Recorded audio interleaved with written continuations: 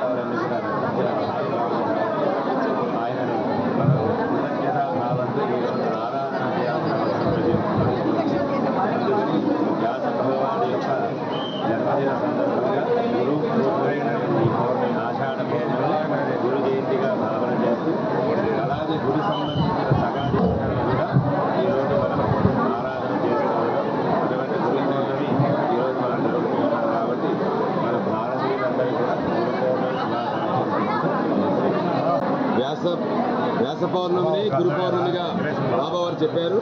1908లో ఆషాఢ మాసంలో వచ్చే పౌర్ణమిని వ్యాస పౌర్ణమి, ఆ రోజు వ్యాసుడు పుట్టినరోజు. ఆ యొక్క వ్యాస పౌర్ణమి